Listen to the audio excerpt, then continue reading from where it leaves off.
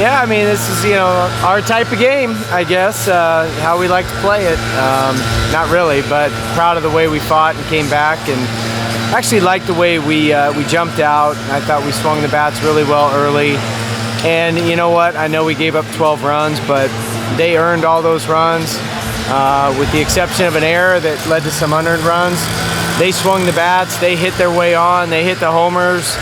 It's an offensive park, the wind's blowing out, and you know what? We'd much rather have the opposing team earn it and us, be on the wrong side of some crooked innings because they hit their way and got their extra base hits and all the things instead of, walks and hit by pitches and errors and things like that. So that's a good offensive team. Charlotte, can hit their way through any tournament.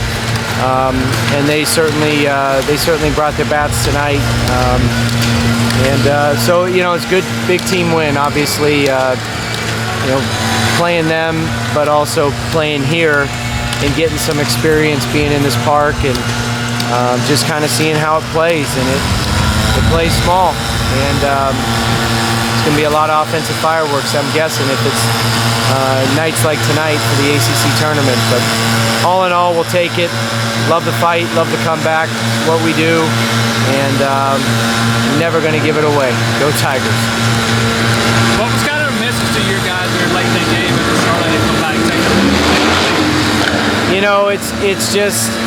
It's such familiar territory that there's no panic. And, we have a way we play offense when we're down late. So it was just a reminder of how we do that and what pitches we're swinging at and which ones we're not. And what counts we're hot in and what counts we're not. But it was more the overarching,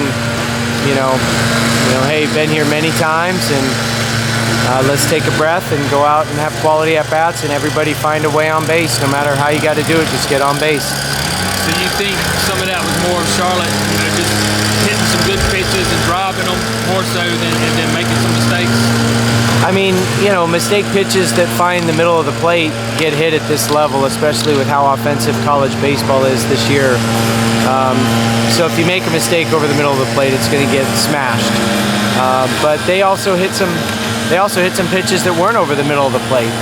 And they hit the ones that we left over the middle, either the fastball down the middle or the hanging off speed pitch. But they put some good swings on balls, and they had their own 2-out rallies. And that's